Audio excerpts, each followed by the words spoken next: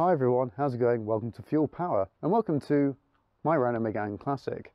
Now, under Wool's Wheels, I had a bit of a series on this called Project Renovation, and many of you seem to like it because it was me gradually doing my best to make this car go back to its best, and I think we actually got reasonably far with it. It's been mostly a rolling project, but sadly I don't think it's that anymore. You see, we have obviously revealed by now our latest project, which is just over there. Our mid to late 80s Trident Companion Micro Caravan. And it's brilliant in every single way because it meets our needs massively. Obviously this is more of a project that myself and Genevieve are going to be working on, but I'm sure Carlos will have occasional inputs and a helping hand every now and then with it. But this is the very first Fuel Power project, as it were. But how does this relate to Project Renovation, which obviously was very much a product of the channel when it was under the Wool's Wheels name? And you see, it relates in the sense that whilst picking this project up, we actually got a bit of a 2-for-1 deal because the Renault broke. If you want to find out more details about this particular caravan before we go back to the Renault, check out our reveal video of this. It's very good. We obviously go into a bit more detail about why we bought it, what we're going to be using it for, etc, etc. But if you're interested in that and you're interested in caravans, have a look at that video. But yes, back to the Renault. The question is, can you see exactly what's wrong with it if I pan down the side of it? Apart from the arches, we've already pointed those out many times on previous Project Renovation videos. See, it doesn't look awful, right? It looks okay. But it's only if you look at it and then you realise, oh, the boot is empty.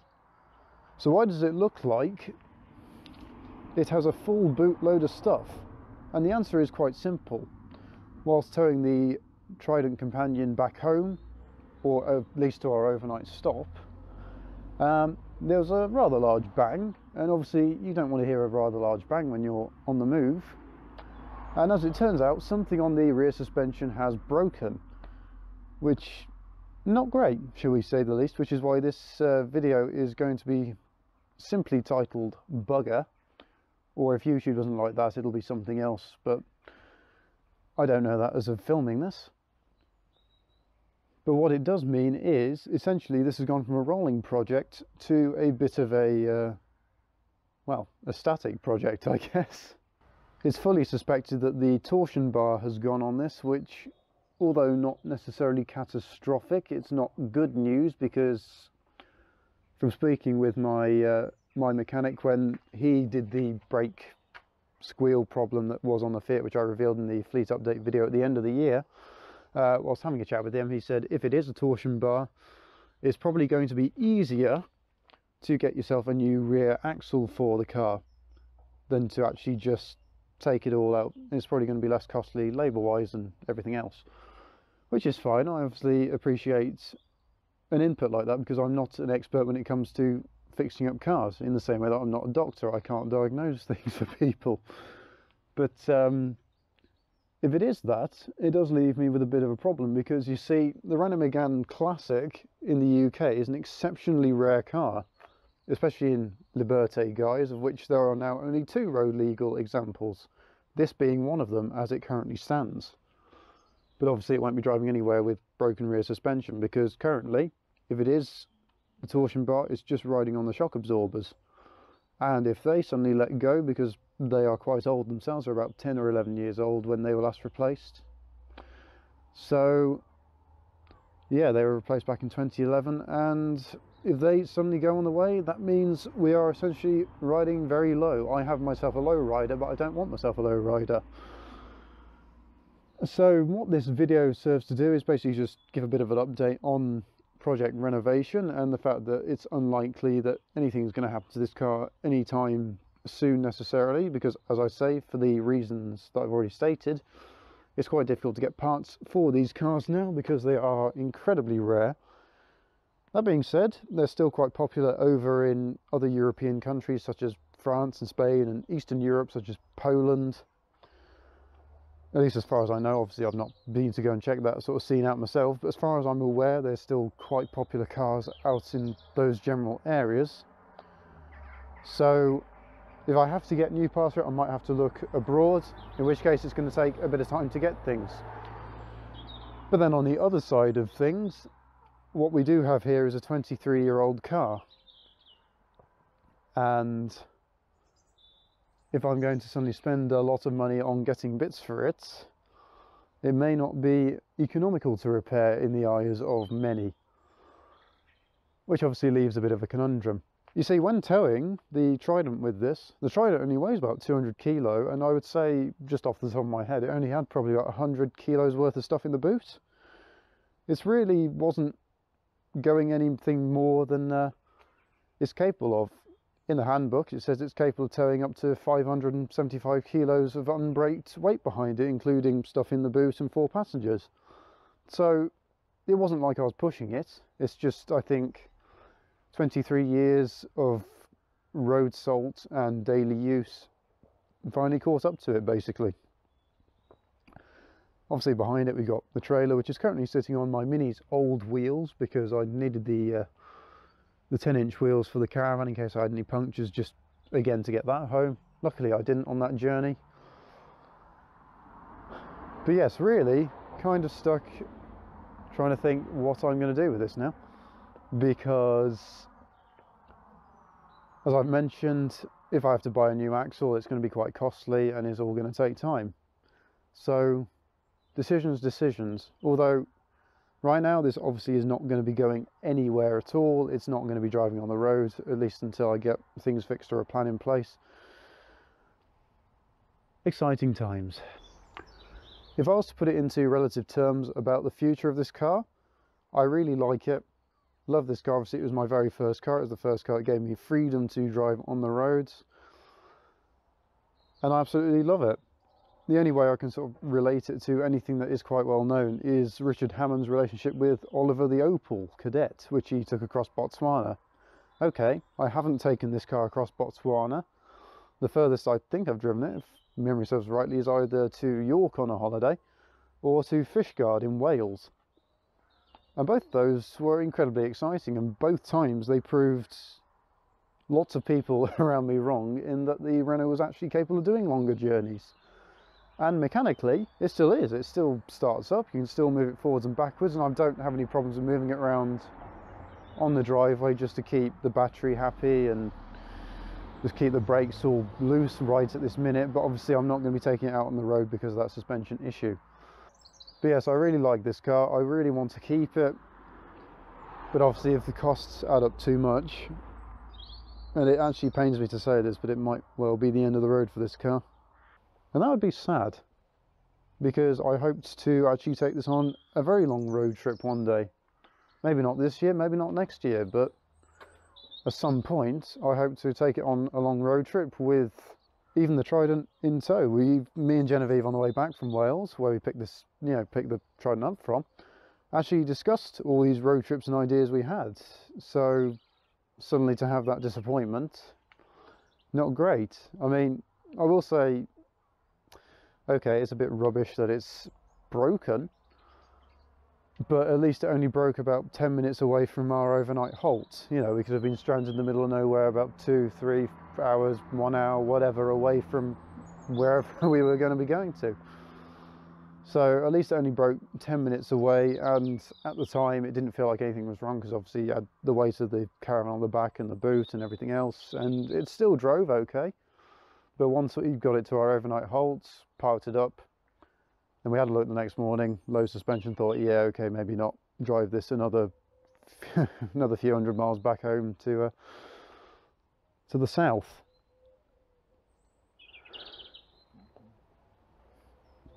So this has been a little bit of an update on Project Renaultvation and how it's going to stack up in 2022.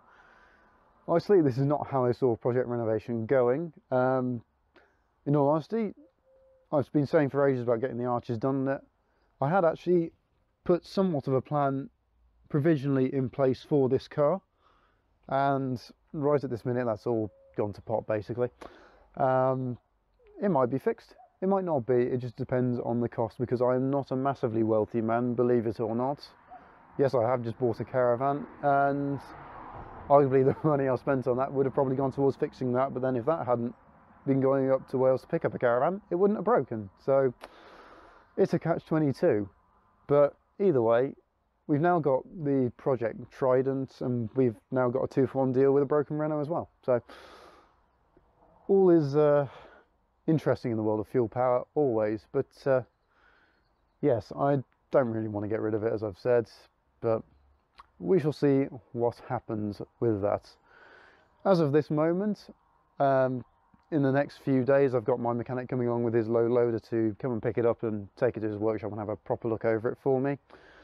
And depending on what he finds, it'll determine what we're actually going to do with this car or about this car. So you're probably going to see the results of that, because I'll film another segment to add on to the end of this particular segment of the video literally in a couple of seconds. You'll see it then.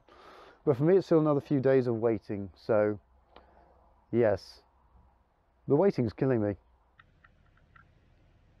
This is maybe not the best angle, nor is it the best time to be filming, but it's a Tuesday night now, and it's about to go onto the back of another low loader.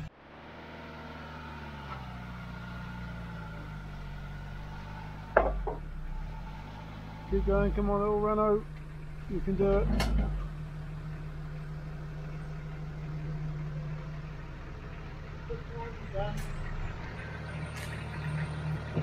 Mostly up, so it's mostly on, but it's just about to catch the hump on this lovely Volkswagen low loader. You probably can't see it too well on camera, but there is a bit of a hump. Just put a wooden block under here to give the Renault a tiny bit more height for that hump just there. Quite a low car, as you can probably just about see. Oops, back up and running, staying clear. Come on little Renault, you can do this.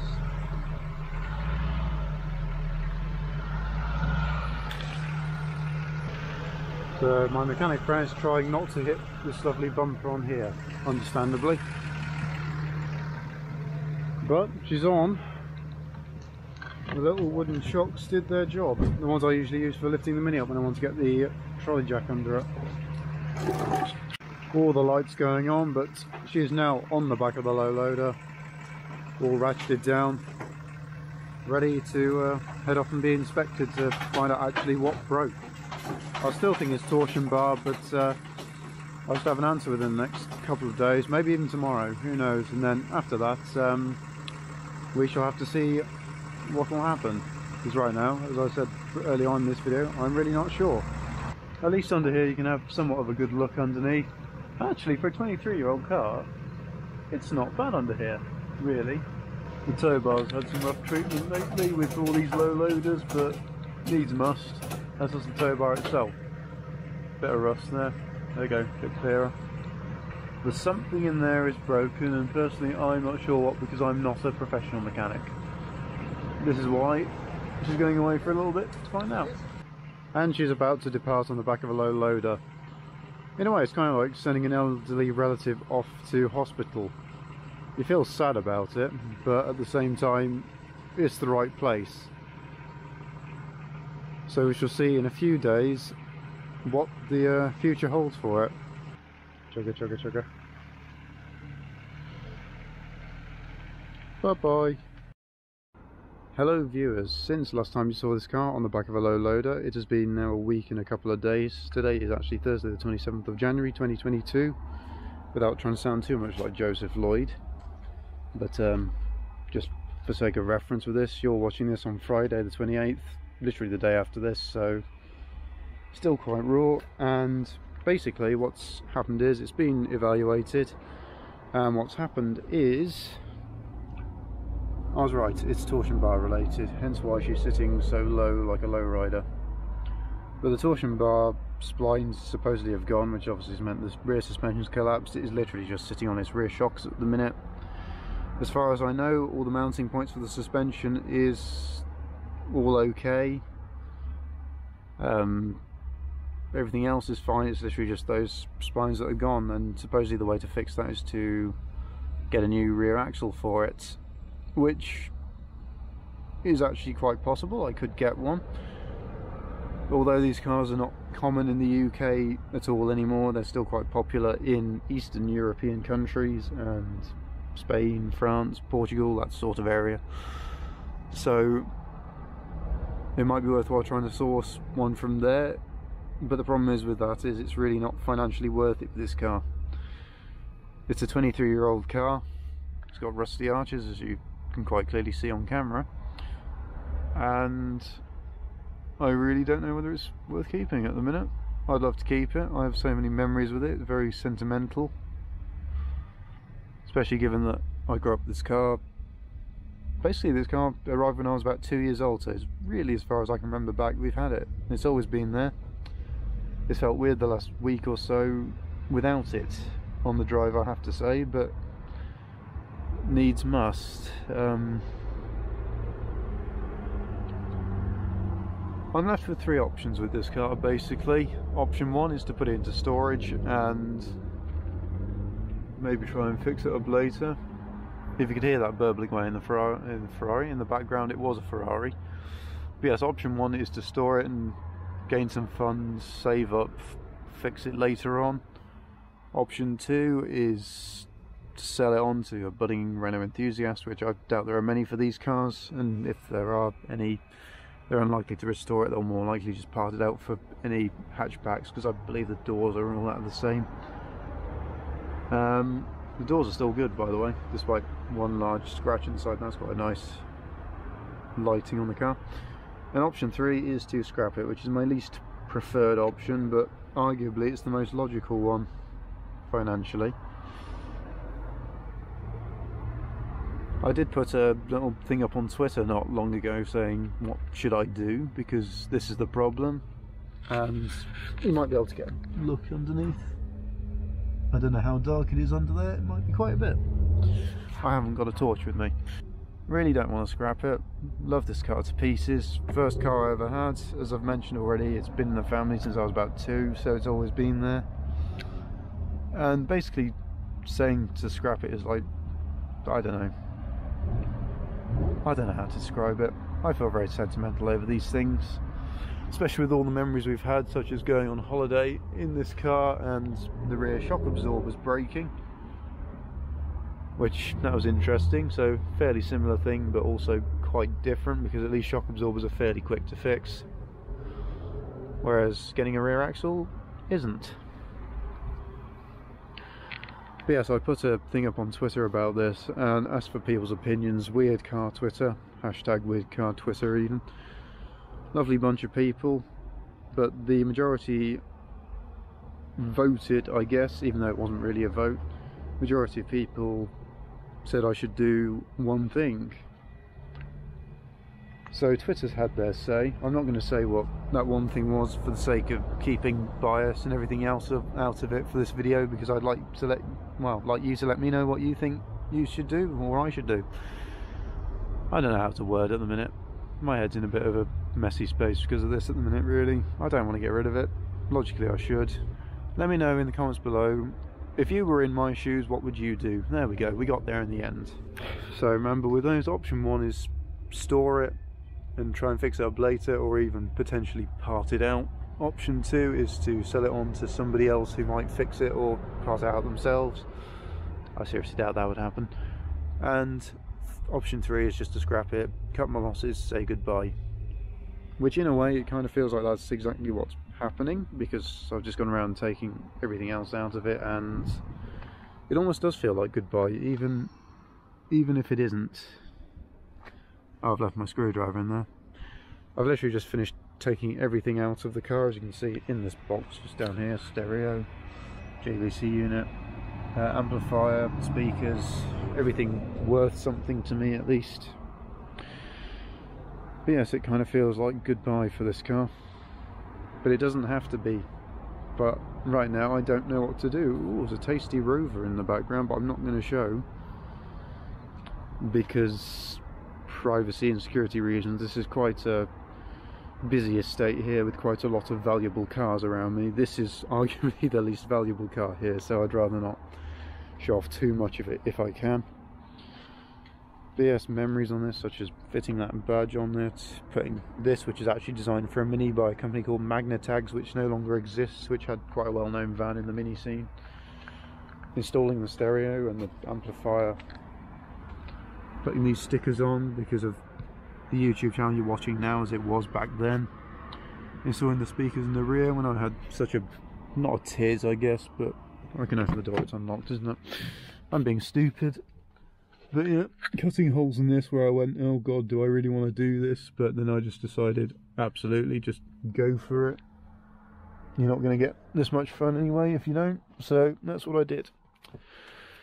But yes, stereo's out, especially if it's sitting out here.